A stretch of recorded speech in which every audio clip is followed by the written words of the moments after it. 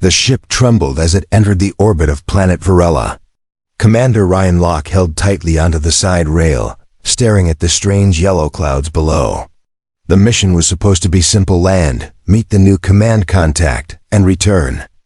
With trade approval, but something didn't feel right. The crew had received an urgent update during descent. The new authority from the Galactic Empire was already waiting inside the landing chamber. Ryan expected a towering figure. A warlord maybe, or a cold alien bureaucrat. He never imagined what actually waited behind the metallic door. When the hatch opened with a hiss, everyone in the crew stared in silence. A girl stood there. She was barely 3 feet tall, standing straight with arms folded and a fire in her sharp golden eyes.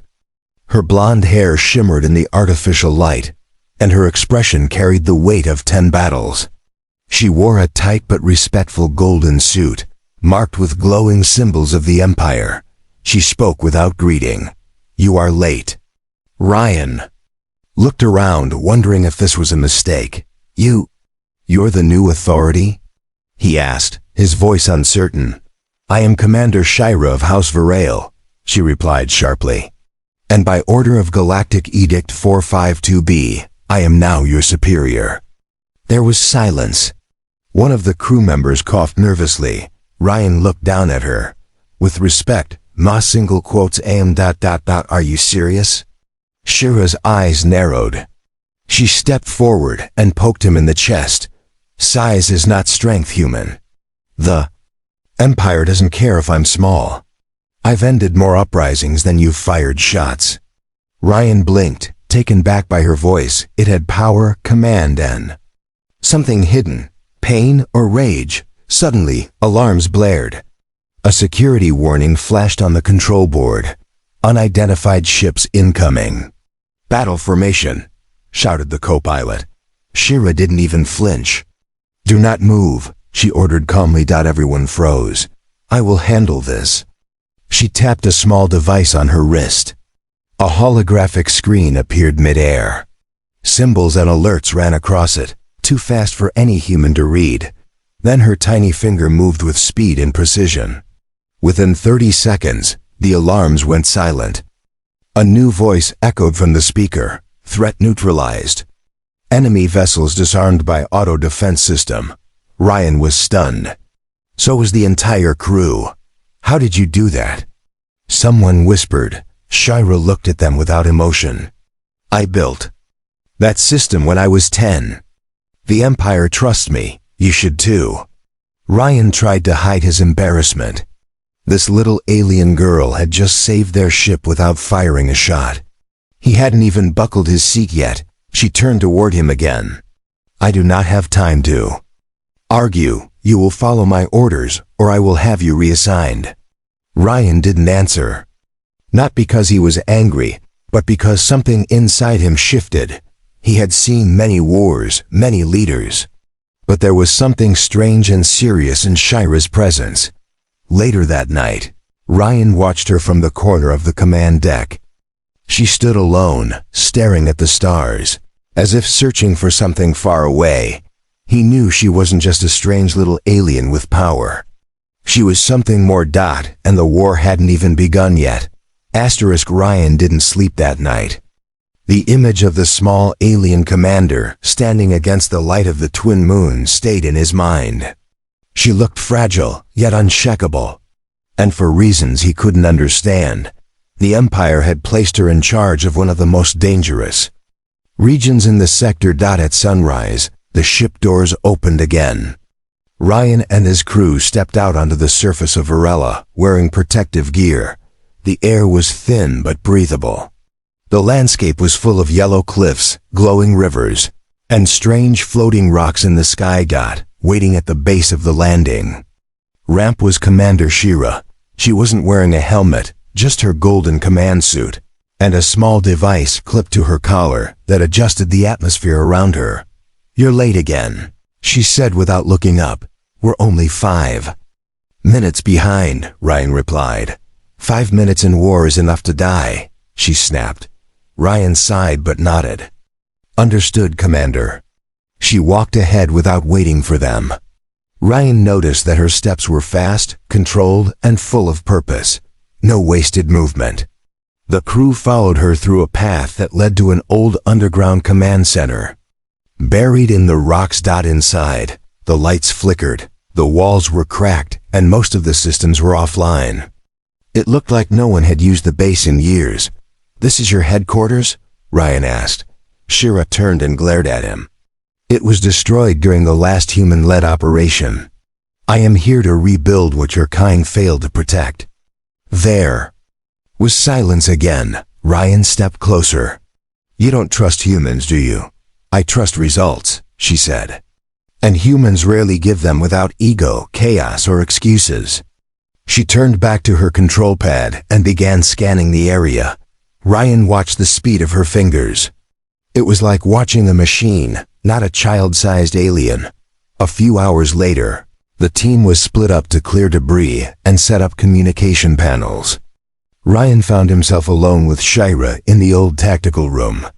The projector flickered to life, showing the galactic map.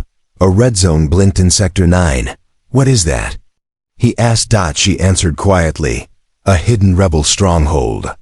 Human rebels. They call themselves the true species. They believe aliens should serve, not rule." Ryan felt shame crawl into his chest. He'd heard of them before.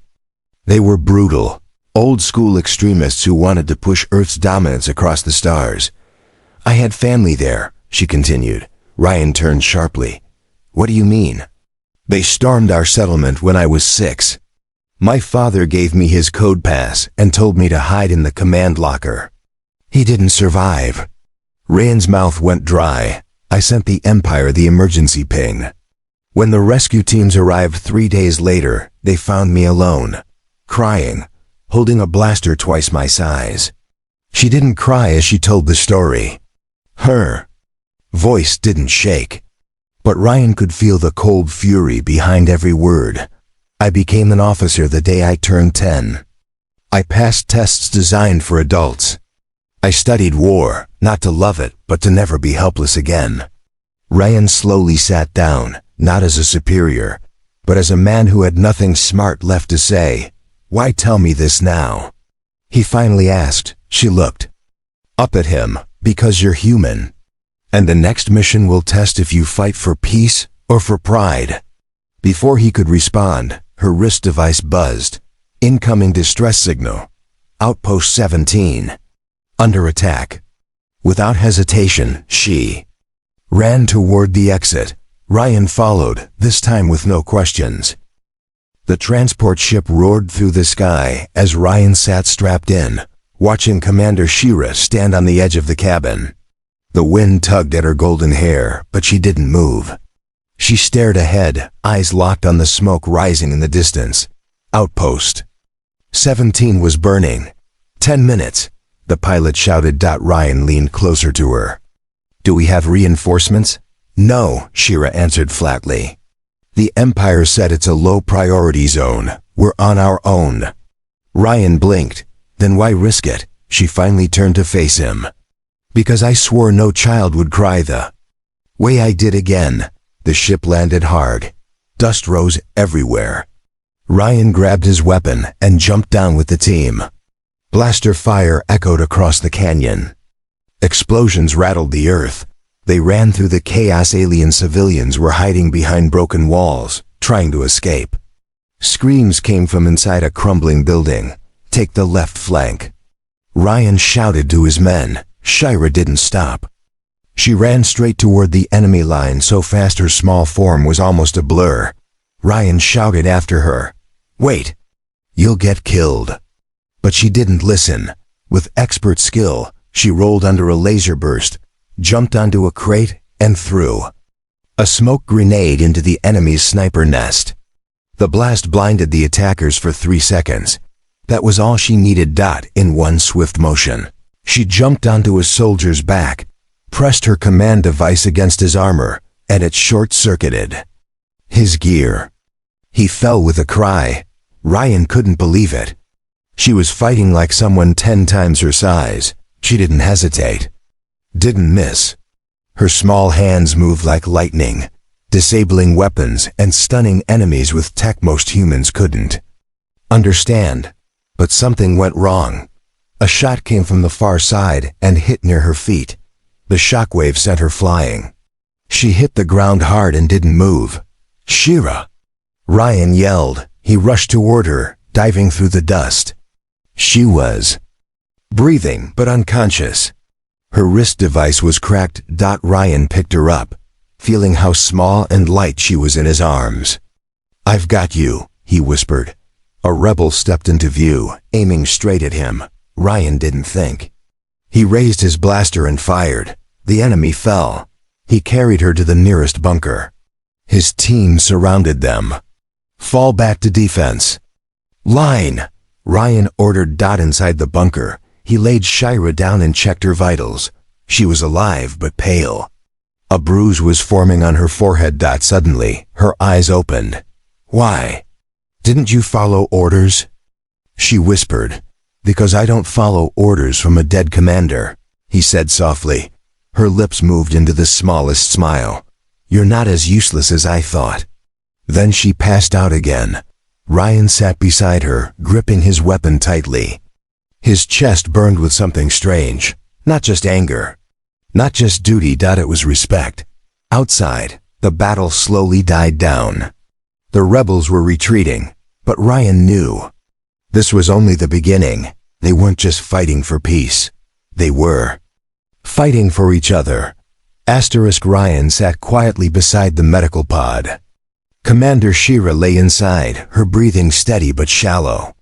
The med unit's soft light blinked above her, scanning her vitals and slowly healing the internal bruises. The tech was good but slow. The wrist device she always wore was shattered. On the table next to him, it looked like a small piece of junk, now cracked, burnt, and useless. But Ryan knew better. He picked it up, turned it over, and found a tiny slot underneath.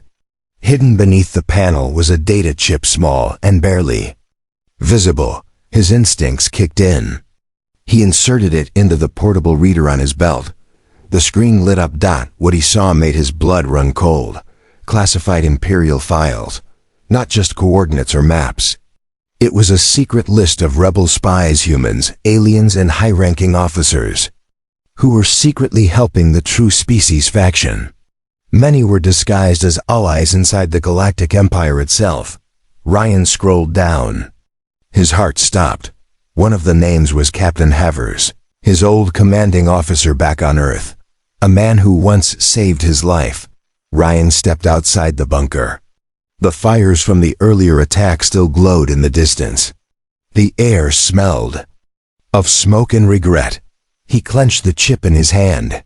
This wasn't just a rebellion anymore. It was a full infection inside the Empire. And Shira had known. She had carried this knowledge in silence.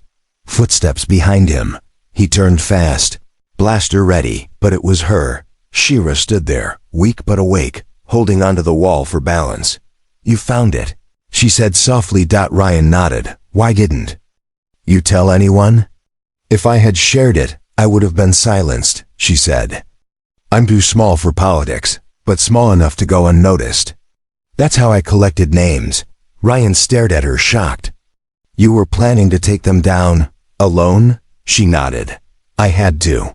No one listens to a girl they see as a child, or worse, a pet. So I made them underestimate me." Ryan stepped forward. "But you're not alone anymore." She looked up at him. "Are you saying you'll help me?" "I'm saying," he said, "if anyone comes for you now, they'll have to get through me." For a moment her eyes softened. No rage, no command. Just quiet trust. But the moment broke when his communicator buzzed. "Emergency alert," a voice said. "The Empire is coming. High Command wants the alien commander arrested. They've detected data leaks from her device." Shira's face went pale. "They think I'm the traitor," she whispered. "They'll kill me before I can explain." Ryan grabbed her hand. "We're not letting that happen." He turned to his team. "Pack everything. We're leaving, now." One of his crew, Sergeant Rel, stepped forward. "Are you sure about this, Commander?" "If we go against the Empire," Ryan interrupted, "then we're doing the right thing." As his crew moved, Ryan turned to Shira again. She looked small, but stronger than anyone he'd ever met. And now the entire galaxy might be hunting her, but not if he had anything to say about it. The ship engines roared as Ryan's crew lifted off from Varela. The sky above was filled with black smoke, and the stars were disappearing behind the heavy cloud of war. Shira sat quietly in the co-pilot seat, strapped in, her small hands gripping the seat arms. She didn't look scared, but she was too silent for someone who had just been marked as a traitor. Ryan glanced at her. "We're going to the edge of Zone 12. There's a neutral moon there, Moon Davi." "That moon is outside Empire tracking range," she said softly. "They won't find us there, for a while." The crew worked without asking questions. They had seen enough. The little alien girl they once mocked in whispers had saved their lives twice. Now she was being hunted by the same Empire she had served. An alert beeped on the main screen. Ryan tapped it open. "Imperial blockade detected. 3 ships. Position, between us and Moon Davi." The crew tensed. "Weapons?" Ryan asked. "Not enough," Rel replied. "Their ships are battle class. 1 hit and we'll lose shields." Shira looked at the map. "There's a mining field here. We can use the rocks as cover and slip past." Ryan stared at her. "You've done that before?" "No," she said. "But I've studied it." That wasn't comforting, but it was better than charging into death. "Take the helm, Ryan," said She blinked. "You're letting me fly? You're my boss, remember?" A faint smile tugged at the corner of her mouth. She moved into the pilot's chair. The seat was too big for her, but she adjusted the controls like she had done it 100 times. The ship tilted and dove into the rocky field. Giant mining drills floated through space, spinning slowly like deadly arms. Shattered asteroids tumbled across the path. Alarms screamed. Ryan held onto the wall. "I regret this already." Shira's voice was calm. "Don't breathe too hard. I need full focus." Behind them, the Imperial ships gave chase. Red targeting lasers locked onto their engine trail. "They're locking on," Rel shouted. Shira didn't answer. Her fingers moved with speed and control. She spun the ship through 2 massive stone arches, ducked under a floating drill, and dove between 2 crashing boulders. A red beam shot past their tail. "They're still behind us," shouted another crew member. Shira suddenly pulled up hard. The ship flipped, twisting through a narrow passage no larger than a cargo pod. One of the Imperial ships followed and slammed into the edge of the rock. It exploded in a silent burst of fire and metal. "One down," Shira said. Ryan stared at her. She was like a ghost in the pilot's seat, small, fast, unshaken. They blasted out the other side of the minefield. The stars opened again, and Moon Davi appeared in the distance like a silver coin in the dark. The remaining Imperial ships didn't follow. They had lost them. Cheers echoed through the ship, but Ryan didn't smile. He looked at Shira. "You're not just a commander, are you?" She turned to him. "I'm something they weren't ready for." And somewhere deep in the galaxy, the Empire now knew she was alive and on the run. Moon Davi looked quiet from above. Silver-gray hills stretched for miles, with patches of glowing trees and hidden caves. There were no cities here, just old research stations and abandoned listening posts from wars long ago. Ryan's ship landed softly near a broken tower made of black stone. Vines had grown over it, but deep inside, the power still hummed. "This station was used by spies during the last rebellion," Shira explained. "No one comes here now. That's why I chose it." Ryan followed her through the silent halls, his boots echoing on the metal floor. The crew stayed near the ship, watching the skies. Shira guided him to a dark chamber with a round table and several dusty screens. She touched the wall. A small light blinked. The room powered on. I stored backup files here, she said. In case I didn't survive, Ryan frowned. You plan to die? I plan to finish the mission, she replied. Even if it killed me. He looked at her and saw it again, that same fire in her eyes. She wasn't just a commander. She was a survivor. Before he could say more, an alert blinked on the screen. Unauthorized life form approaching, it said. One human. Alone. Ryan turned sharply. Someone followed us? The cameras showed a man walking through the trees. He wore a dark brown cloak and had a calm, steady pace. Ryan zoomed in. His heart dropped. It was Captain Havers. My old commanding officer, Ryan muttered. He's supposed to be dead. Shira stared at the screen. He's on the list, Ryan nodded. He's one of them. They stepped outside, with weapons ready. Havers stopped just a few meters away. Well, Havers said, voice smooth and quiet. You always were stubborn, Ryan. Ryan didn't lower his blaster. You're with the rebels now? Havers chuckled. They're not rebels, they're protectors. You just haven't opened your eyes yet. Shira stepped forward. And how many children had to die to protect your truth? Havers looked at her with amusement. Ah, the little storm. I heard about you. Causing trouble in a big galaxy, aren't you? Ryan could feel Shira shaking, but not from fear. From rage, Havers raised his small device. You forced me to come here. The Empire will arrive soon. They'll clean up this mess. But I can give you both a choice. What choice? Ryan asked. Surrender the files, Havers said. Return to Earth quietly. We erase your names. You live normal lives. Shira disappears. No more chasing. No more war. Shira stared at him. Silent. Then she said, you still don't get it. I was never afraid of dying. But you're afraid of being beaten by something small. She raised her hand. Havers barely had time to react. A hidden turret behind the tower fired a low-frequency blast. It hit his device and destroyed it. Havers stumbled back, stunned. Ryan charged forward and tackled him to the ground. Havers fought back, older but still dangerous.